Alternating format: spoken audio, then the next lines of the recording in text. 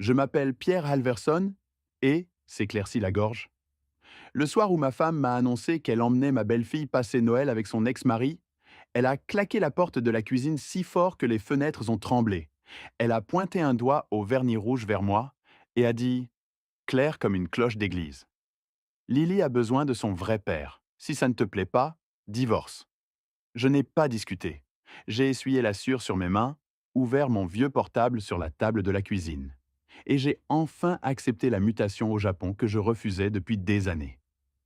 Une semaine plus tard, elle est revenue en hurlant sur mon perron, tambourinant à la porte comme si elle était encore propriétaire des lieux. À l'époque, elle pensait vraiment qu'elle possédait tout. Ça n'a pas commencé par les cris.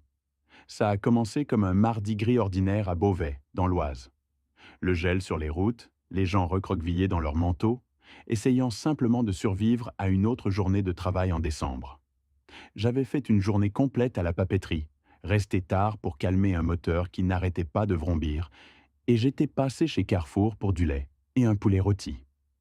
Quand je suis rentré à la maison, ça sentait la cannelle et le pain. Le petit sapin artificiel dans le coin était déjà allumé. Les lumières colorées clignotaient dans la fenêtre d'entrée. C'était la touche de Lily. Elle avait 10 ans et aimait Noël comme si c'était un travail à plein temps. Elle est arrivée en glissant dans le couloir en chaussettes. Papa Pierre, tu as réparé le toit de la maison de poupée a-t-elle demandé. J'ai soulevé la petite maison de poupée en bois sur laquelle je travaillais, au sous-sol. Marcy l'avait trouvée abîmée dans un vide-grenier. J'avais passé 3 soirées après le travail à la poncer et la recoller. Essaie, ai-je dit. Lily s'est penchée sur le petit toit rose avec ses 2 mains. Il n'a pas bougé. J'ai dit à maman que tu pouvais le réparer, a-t-elle dit fièrement. Tu répares toujours tout. J'aurais aimé que ce soit vrai. Dans la cuisine, Marcy se tenait devant la cuisinière, dos à moi, remuant une casserole de sauce. Ses épaules étaient tendues. J'avais appris au fil des ans qu'on pouvait lire son humeur rien qu'à leur position. Salut, ai-je dit en mettant le lait au frigo. On a eu le bonus de Noël aujourd'hui. C'est pas énorme, mais ça couvrira le vélo et plus encore. Elle n'a pas levé les yeux. Il faut qu'on parle, a-t-elle dit. Ces 4 mots n'annoncent jamais rien de bon. D'accord, ai-je dit prudemment. De quoi? Elle a éteint le feu, posé la cuillère et m'a fait face. Elle portait un joli chemisier, le rouge à lèvres encore parfait après le travail. Je me suis dit qu'elle s'habillait plus pour quelqu'un d'autre que pour une soirée à la maison. J'ai parlé à Rick, a-t-elle dit. Rick, son ex-mari, l'homme qui ratait les anniversaires et les réunions parents-professeurs, mais qui avait toujours une excuse. De quoi? Ai-je demandé, bien que mon estomac ait déjà commencé à se nouer. De Noël, a-t-elle dit comme si c'était évident. Il nous a invités au chalet cette année. Il veut rattraper le temps perdu avec Lily. Elle a besoin de son vrai père dans sa vie. Marcy, on a déjà des plans, ai-je dit. La messe, le dîner à Saint-Luc, tes parents. Elle m'a coupé d'un petit geste de la main. On a des habitudes, a-t-elle dit, pas des plans. Toi et tes repas paroissiaux sur chaises pliantes. Lily mérite un vrai Noël avec un grand chalet, un vrai sapin et son vrai père. Elle a martelé ce mot comme un coup de marteau. J'ai laissé ça s'installer une seconde. Je pensais faire partie de ça, ai-je dit. Je suis celui qui est là, celui qui lui lit des histoires, l'emmène chez le dentiste, se présente à l'école. Sa bouche s'est tordue. Tu es le beau-père, a-t-elle dit platement. Ne fais pas comme si c'était à propos de toi. Tu savais ce que tu signais. Rick est son vrai père. Elle a besoin de ce lien. Peut-être que si tu n'étais pas si simple d'esprit, tu comprendrais. Quelque chose de petit et silencieux s'est brisé dans ma poitrine. Pas un claquement dramatique, plutôt comme une vieille planche qui cède enfin. Et où est ma place dans tout ça? Ai-je demandé. Elle a haussé les épaules. Nulle part, pas cette fois. On va au chalet pour une semaine. On part le 23. Si tu ne peux pas gérer ça, tu peux demander le divorce ou je le ferai. Elle a dit ça comme si elle lisait une réplique d'un script qu'elle avait répété tout l'après-midi. Du salon, Lily a appelé. Maman, on regarde le film de Noël ce soir? Marcy n'a pas répondu. Ses yeux sont restés fixés sur moi, attendant une réaction. Je lui en avais donné beaucoup au fil des années. Supplier, argumenter, m'expliquer comme un adolescent pris en faute. Cette fois, je suis juste resté là. J'ai pensé à l'email de Tokyo qui attendait dans ma boîte de réception. Offre finale. Superviseur de maintenance d'usine, Japon. Je l'avais refusé 3 fois parce que Marcy ne voulait pas quitter l'Oise, ni son salon de coiffure, ni la maison de ses parents à 10 minutes. J'ai pensé à mon père qui avait travaillé 35 ans dans la même usine et qui me disait: ne laisse jamais personne te traiter comme si tu avais de la chance d'être debout dans la pièce. Je vois, ai-je dit. Ma voix sonnait plus calme que je ne me sentais. Quand as-tu dit à Lily? Hier, elle a dit qu'elle était excitée. Elle veut voir la neige au chalet.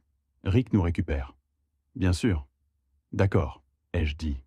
Je resterai hors de votre chemin. Marcy a cligné des yeux. Ce n'était pas la réplique qu'elle attendait. C'est tout? A-t-elle exigé. Tu ne vas pas crier, me traiter d'égoïste, menacer d'appeler un avocat? J'ai secoué la tête. Non, ai-je dit. Pas ce soir. Elle a soufflé et s'est retournée vers la cuisinière, murmurant quelque chose sur le fait que j'étais sans colonne vertébrale. Je suis sorti de la cuisine, passant devant l'odeur de sauce et la pile de courriers non ouverts sur le comptoir, et je suis entré dans le salon. Lily avait aligné la petite famille en bois devant la maison de poupée. La figurine du père était la plus proche de la porte. C'est l'heure du film? Ai-je demandé. Elle a souri. On peut faire celui en noir et blanc avec l'ange encore une fois? La vie est belle, ai-je dit. Ouais, on peut faire ça. Elle s'est blottie sous mon bras avec une couverture, sa tête sur mon épaule. À l'écran, toute la vie de George Bailey se déroulait devant lui. Tous les petits sacrifices et moments tranquilles que personne d'autre ne semblait remarquer. Je regardais, mais je pensais au nombre de fois où j'avais dit non à ce poste à l'étranger. Combien de nuits j'avais réparé des choses dans cette maison, pensant qu'on construisait quelque chose ensemble. À mi-chemin, Lily s'est endormie. Je l'ai portée jusqu'à son lit, remonté la couette sous son menton et suis resté là 1 minute, écoutant sa respiration régulière. En bas, la maison semblait différente, vide d'une certaine manière, même avec Marcy dans la chambre et la télé qui murmurait encore. Je me suis assis à la table de la cuisine, tiré mon portable vers moi et ouvert l'email de Tokyo. Bonjour Ken, ai-je tapé. Si le poste est toujours disponible, j'aimerais l'accepter. Le curseur clignotait à la fin de la phrase. Je l'ai relu 2 fois, entendu la voix de mon père à nouveau, et appuyé sur envoi. Le petit bruit de l'email qui part a semblé plus fort qu'il n'aurait dû dans cette petite cuisine. Je n'ai pas fait mes bagages cette nuit-là. Je n'ai pas laissé de mots. Je suis juste resté assis là un moment, écoutant la chaudière se mettre en marche, et la machine à glaçons faire un bruit sourd, les bruits ordinaires d'une maison qui, soudain, n'était plus vraiment la mienne. Je ne le savais pas encore, mais ce clic silencieux du bouton d'envoi était le premier pas vers le jour où Marcy se tiendrait devant un juge, rouge de colère, pendant que la vérité la rattraperait enfin. Quand l'avion a atterri à Narita, j'ai ressenti quelque chose que je n'avais pas ressenti depuis des années. Le calme. Pas exactement la paix, plutôt le calme après une tempête. Quand l'air sent encore la pluie et qu'on n'est pas sûr que ce soit vraiment fini. Tokyo était lumineuse, même la nuit, pleine de lumières en mouvement. Mais rien de tout ça ne m'appartenait. J'ai pris un petit appartement que ma société avait arrangé. Petite cuisine, un lit simple étroit et une fenêtre donnant sur une rue où des hommes d'affaires se pressaient avec des parapluies noirs. Le lendemain matin, je suis allé à l'usine avec mon superviseur, un homme nommé Kenji. Grand, doux, toujours souriant poliment. Il s'est incliné légèrement quand il m'a présenté à l'équipe. Ils se sont inclinés en retour. Le respect, simple, automatique, sans condition. C'était étrange après tant d'années à marcher sur des œufs à la maison. Les gens ici travaillent dur, a dit Kenji en enfilant nos équipements de sécurité. Mais on prend aussi soin les uns des autres. Tu t'intégreras bien. J'ai acquiescé, mais la vérité c'est que je me sentais comme un fantôme dérivant dans la vie de quelqu'un d'autre. Pendant ma première semaine, je n'arrêtais pas de vérifier mon téléphone. Pas de message de Marcy. Cette partie ne me surprenait pas. Elle pouvait passer des semaines à faire comme si je n'existais pas si ça l'arrangeait. Mais Lily, j'attendais quelque chose. Une question, une photo, n'importe quoi. Alors j'ai envoyé le premier message. Salut ma puce, j'espère que tu t'amuses bien. Je suis au Japon maintenant. Tu me manques. Pas de réponse. J'ai essayé encore un jour plus tard. Je t'ai envoyé un petit cadeau. Ça prendra probablement une semaine pour arriver. Je t'aime. Toujours rien. Quelques soirs plus tard, j'ai acheté un petit porte-bonheur dans une supérette. Un petit renard en bois, symbole de protection. Je l'ai emballé et envoyé à Beauvais. Ça a coûté plus cher que prévu, mais je m'en fichais. En rentrant à mon appartement, je suis passé devant une famille. Père, mère, fille, riant pendant que la petite tenait les deux mains et sautait par-dessus chaque fissure du trottoir. Je me suis arrêté un moment, les regardant disparaître au coin de la rue. C'est là que la culpabilité m'a frappé. Le genre lourd qui s'assoit sur votre poitrine comme si quelqu'un appuyait une main contre vous. Avais-je abandonné Lily?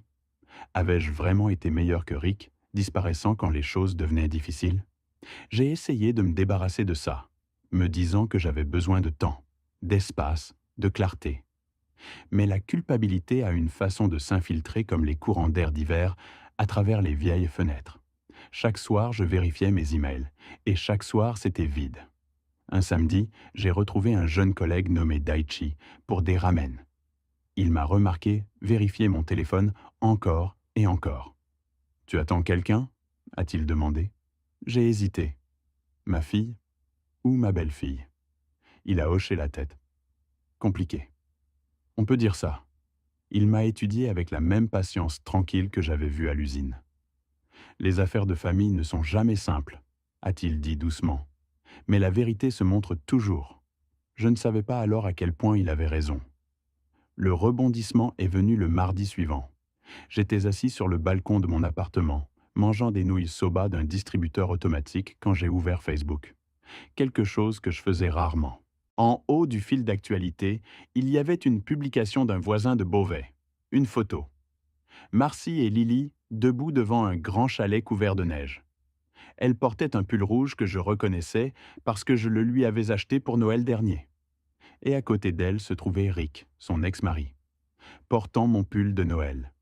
Le vieux vert avec le sapin brodé que Lily adorait parce qu'elle disait qu'il avait l'air heureux. Ils avaient tous l'air heureux. Une famille parfaite pour la photo.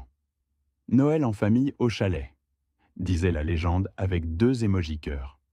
J'ai fixé cette photo jusqu'à ce que ma nourriture refroidisse. Quelque chose m'a piqué. Pas seulement la jalousie, pas seulement la trahison.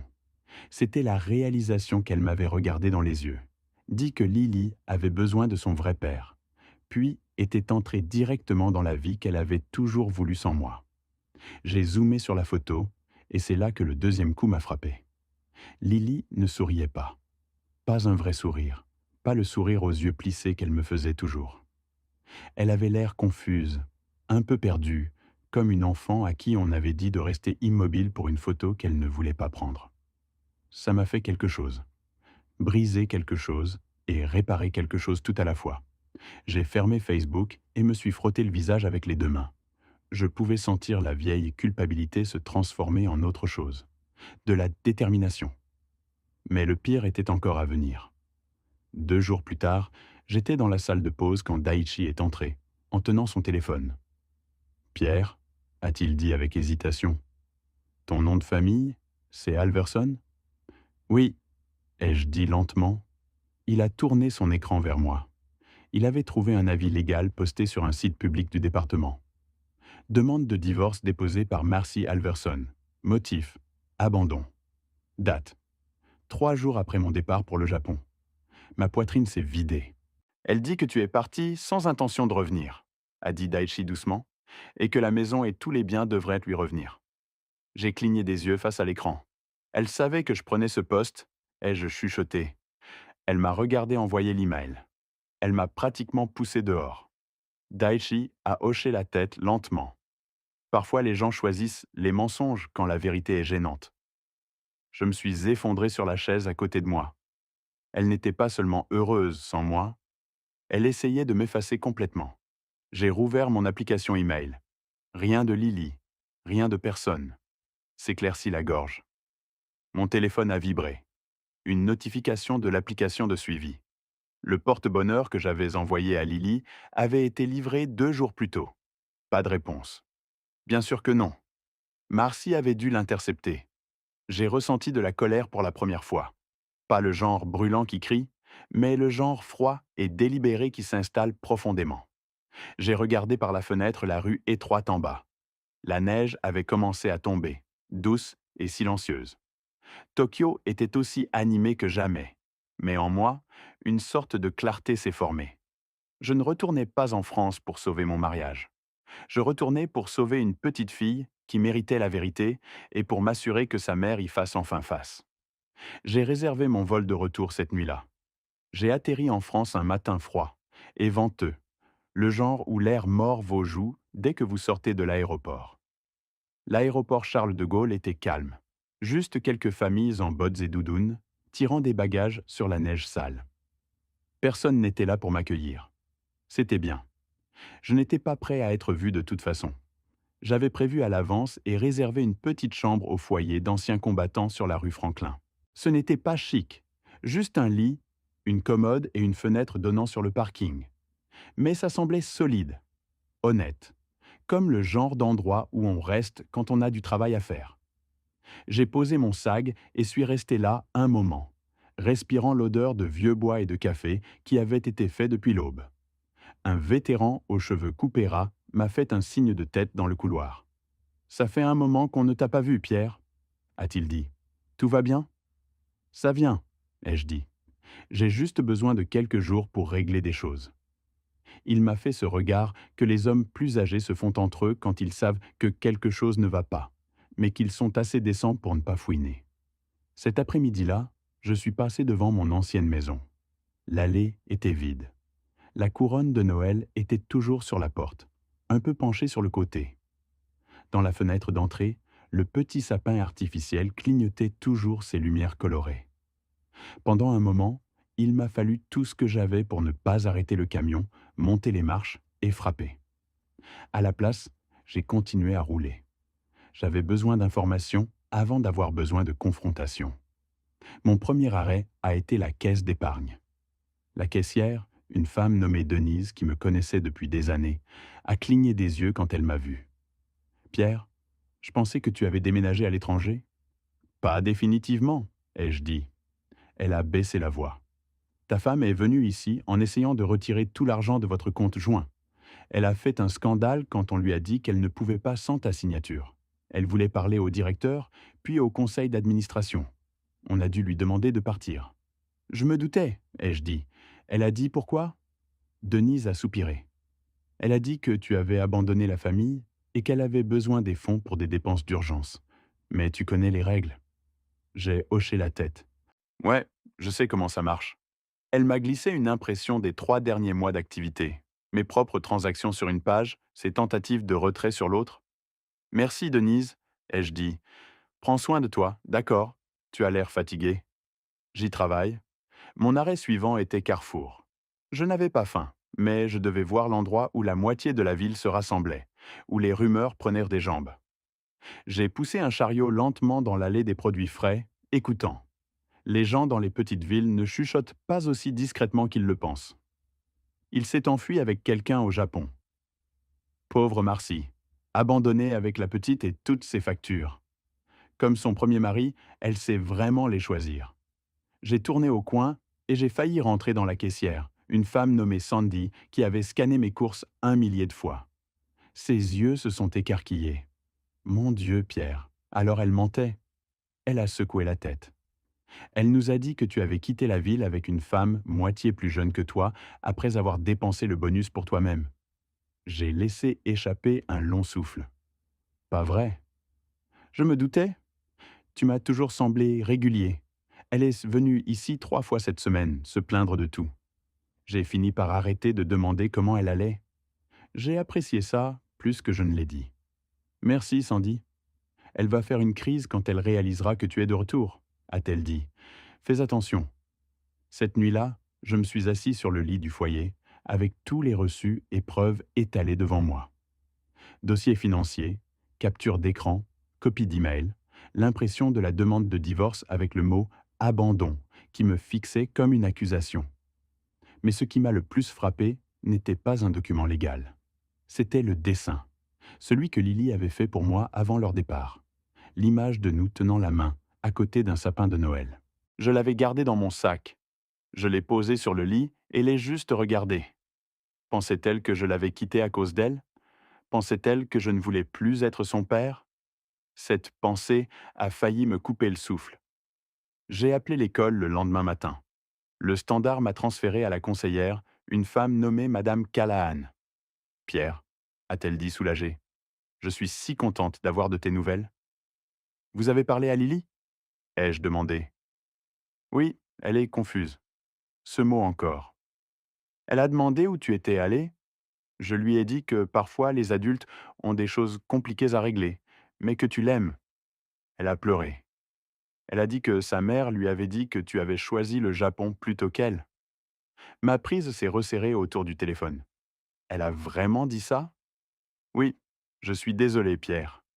La nausée et la colère se sont mélangées dans ma gorge. Merci, ai-je dit doucement. Ça compte plus que vous ne le pensez. Quand l'appel s'est terminé, je suis resté assis là longtemps à fixer le sol. C'était le moment où le doute s'est évaporé. Toute culpabilité que j'avais ressentie à propos de mon départ avait disparu. Je n'avais pas échoué avec Lily. Marcy lui avait menti, et je n'allais pas laisser faire. J'ai passé les 2 jours suivants à construire mon dossier. Mon vieil ami Eric Jensen, que je connaissais depuis le lycée, était maintenant avocat, travaillant dans un petit bureau derrière la station-service Total. Il m'a rencontré pendant sa pause déjeuner, a regardé mon classeur et a laissé échapper un sifflement bas. Elle s'est vraiment mise dans le pétrin, a-t-il dit. Essayer de vendre la maison, déposer une plainte pour abandon 3 jours après ton départ, bloquer tes contacts avec Lily. Le juge n'aimera rien de tout ça. Alors, qu'est-ce que je fais? Tu déposes une réponse, a-t-il dit, et tu te présentes à l'audience. Son avocat s'attendra à ce que tu sois hors du pays. C'est ton avantage. Est-ce que ce sera suffisant pour protéger Lily? Il a hoché la tête. Si ce que tu m'as dit est vrai, et ça en a vraiment l'air, ça ira dans ton sens. Il a fermé le classeur et me l'a repoussé. Reste juste calme, Pierre. Ne la confronte pas. Laisse le tribunal s'en occuper. C'était la partie la plus difficile. Rester calme. Cette nuit-là, je me suis assis sur le parking du foyer en regardant le palais de justice de l'autre côté de la rivière. La neige recommençait à tomber, de gros flocons dérivant dans les lampadaires. J'ai pensé à la petite fille qui dormait quelque part de l'autre côté de la ville, probablement en train de serrer ce renard en peluche que j'avais gagné pour elle à la fête foraine il y a 2 étés. J'ai pensé à son apparence sur cette photo du chalet. Pas vraiment souriante. J'ai pris ma décision. Je ne revenais pas pour récupérer un mariage. Je revenais pour récupérer une fille. 2 matins plus tard, portant ma meilleure chemise et ma vieille veste Carhartt marron, je suis monté les marches du palais de justice avec le classeur sous le bras. J'ai atteint le sommet, tiré la lourde porte vitrée et suis entré. Le palais de justice du département de l'Oise a toujours eu l'air un peu intimidant, même par temps chaud. Mais ce matin-là, avec le ciel bas et gris et le vent tranchant sur la rivière, c'était comme entrer sur un champ de bataille. Mes bottes résonnaient sur les carreaux alors que je descendais le long couloir vers la salle d'audience 2B. Eric, mon avocat, était déjà là, assis sur un banc à l'extérieur avec une pile de papiers sur les genoux. Quand il m'a vu, il s'est levé et m'a offert une poignée de main ferme. « Tu es prêt ?» a-t-il demandé. Aussi prêt que je le serai jamais. Il a hoché la tête, ajustant sa cravate. « Marcy n'est pas encore là. Elle pense probablement que tu es encore au Japon. Ça jouera en notre faveur. » Nous sommes entrés dans la salle d'audience. Le chauffage était trop fort et les vieux radiateurs sifflèrent dans les coins. Quelques personnes étaient assises sur les bancs. Le mélange habituel de locaux traitant d'amendes de circulation, de litiges de garde d'enfants et de désaccords immobiliers. Les salles d'audience des petites villes ne sont jamais vides. J'ai pris mon siège à la table du défendeur. Le juge n'était pas encore là. Marcy non plus. Pendant un moment, je me suis permis de respirer. Mes mains reposaient sur le classeur, mes preuves, ma vérité. Il semblait plus lourd qu'il n'en avait l'air. La porte s'est ouverte derrière moi. Des talons ont claqué sur le sol. Marcy est entrée portant un long manteau de laine rouge avec un col doublé de fourrure et des bottes qui semblaient neuves. Probablement un cadeau de Noël qu'elle s'était fait. Ses cheveux étaient bouclés, maquillage parfait, lèvres brillantes comme un signal d'avertissement. Juste derrière elle se trouvait son avocat, un jeune type en costume chair avec un sourire suffisant plaqué sur son visage. Marcy a balayé la salle du regard avec une assurance décontractée jusqu'à ce que ses yeux se posent sur moi. Elle s'est figée. Ce n'était qu'une seconde, mais j'ai vu tout ce dont j'avais besoin dans ce moment. Choc, irritation et un éclair de panique qu'elle a essayé d'étouffer sous un sourire crispé. Eh bien, a-t-elle dit assez fort pour que les gens autour de nous entendent, regardez qui a finalement décidé de se montrer. Je n'ai pas répondu. Je n'avais pas besoin de le faire. Eric s'est penché vers moi. Ne mords pas à l'hameçon. Laisse-la parler. La juge est entrée alors, une femme sévère aux cheveux gris acier et des lunettes perchées bas sur son nez. Tout le monde s'est levé. Quand nous nous sommes tous rassis, elle a feuilleté un dossier. Affaire numéro 24, 1781. Alverson contre Alverson. Affaire de divorce et de garde. Ses yeux se sont déplacés d'une table à l'autre. Monsieur Alverson, je ne vous attendais pas. Le dépôt de la demanderesse affirmait que vous aviez quitté le pays indéfiniment. Marcy a joint les mains sagement. Votre honneur, c'est ce que je croyais. Il a abandonné. Eric s'est levé. Objection, votre honneur. Mon client n'a abandonné personne. La juge a levé une main. On y viendra? Puis elle m'a regardé. Monsieur Halverson, puisque vous êtes présent, le tribunal entendra votre version. L'avocat de Marcy est intervenu. Votre honneur, la demanderesse maintient que... Mais la juge l'a coupé. Pas encore, maître Langford. Asseyez-vous. Il l'a fait. La juge s'est tournée vers moi à nouveau. Monsieur Halverson, procédez. Je me suis levé. Mes paumes transpiraient, mais ma voix est restée stable. J'ai quitté le pays parce que ma femme m'a dit qu'elle et Lily passaient Noël avec son ex-mari, ai-je dit. Elle m'a dit que Lily avait besoin de son vrai père, et que si ça ne me plaisait pas, je pouvais demander le divorce. Un murmure s'est répandu dans la salle. J'ai continué. J'ai accepté une mutation au Japon après l'avoir refusée plusieurs fois pour le bien de cette famille. J'ai envoyé des messages et des cadeaux à Lily. Rien ne lui est parvenu. J'ai découvert plus tard qu'ils avaient été bloqués ou interceptés. J'ai ouvert le classeur et glissé une pile d'emails imprimés sur la table. Voici les horodatages et les confirmations de suivi. Et ceux-ci, j'ai ajouté un autre ensemble de papiers, sont les tentatives de la demanderesse de retirer tous les fonds de notre compte joint et de vendre la maison conjugale sans ma signature. Le visage de Marcy a rougi. Ce n'est pas comme ça que ça s'est passé, a-t-elle bégayé. Madame Halverson, a dit la juge sèchement. Vous aurez votre tour. Eric m'a tendu un autre document. Je l'ai passé en avant. Et ceci est le dépôt de divorce, ai-je dit, soumis 3 jours après mon départ, alléguant l'abandon. La juge a étudié les documents avec une moue désapprobatrice. Je me suis reculé.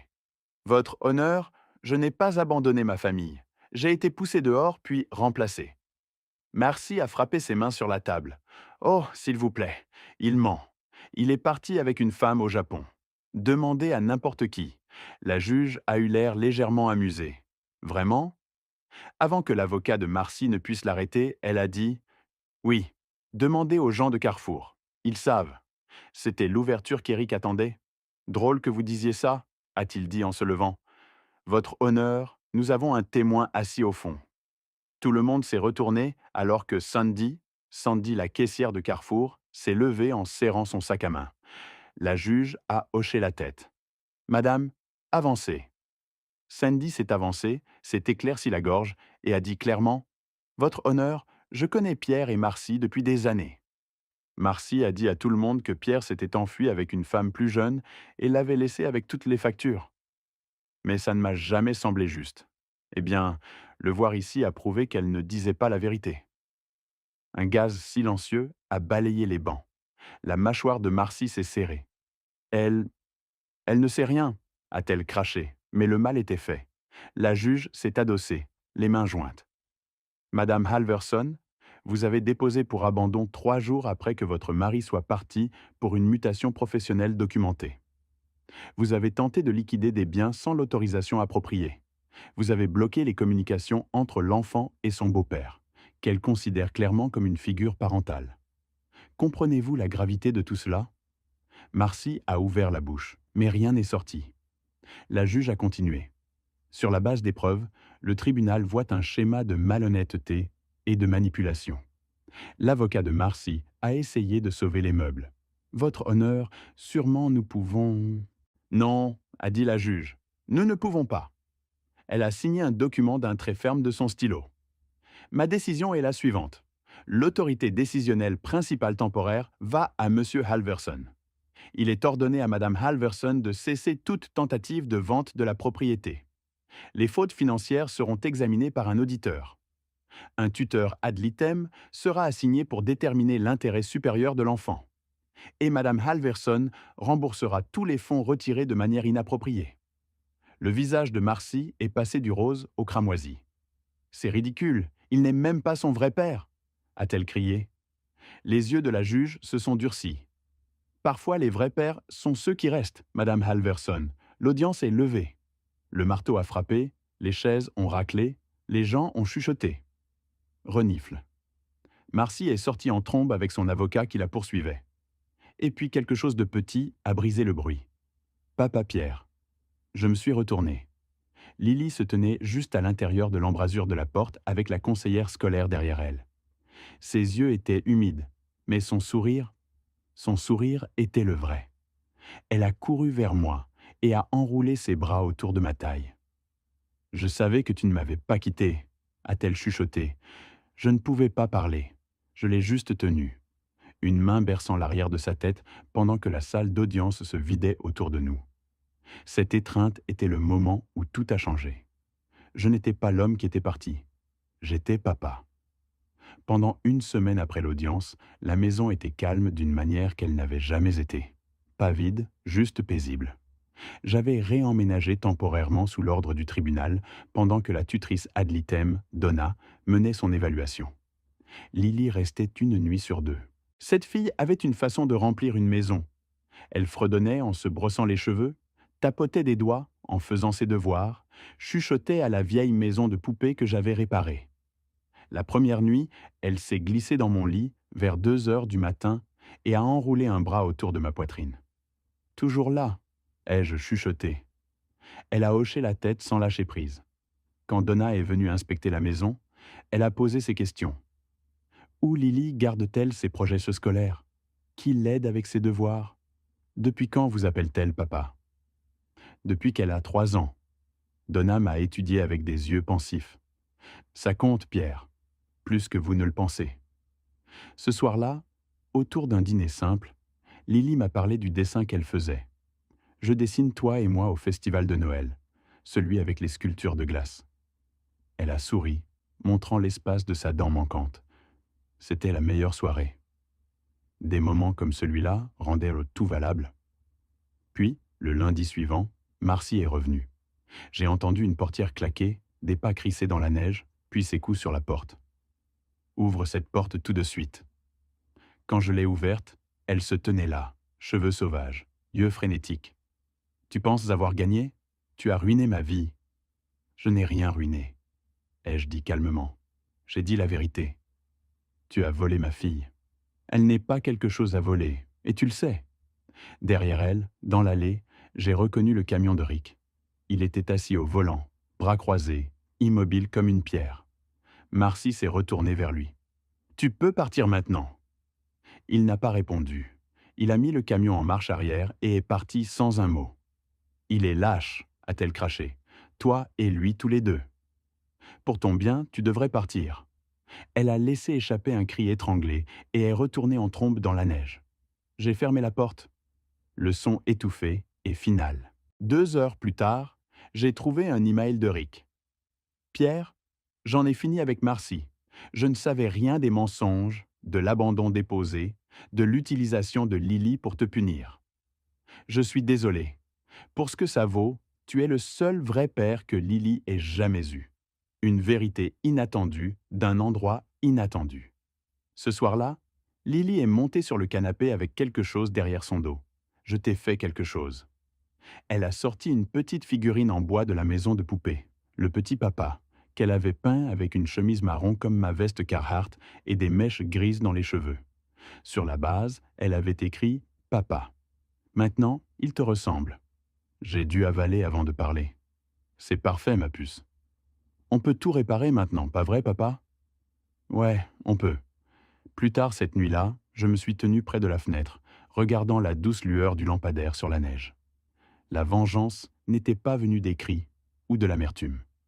Elle était venue en laissant la vérité parler plus fort que les mensonges, en restant calme quand c'était le plus important, et en choisissant Lily à chaque fois. Si vous avez déjà été mis de côté, menti, ou qu'on vous a dit que vous n'étiez pas réel pour les gens que vous aimiez, vous n'êtes pas seul. Merci d'avoir écouté mon histoire. Si elle t'a touché, laisse un like, écris en commentaire ce qui t'a le plus parlé et abonne-toi à la chaîne. Beaucoup d'autres histoires arrivent. Ce n'est pas la fin de la mienne, c'est seulement le début de quelque chose de meilleur.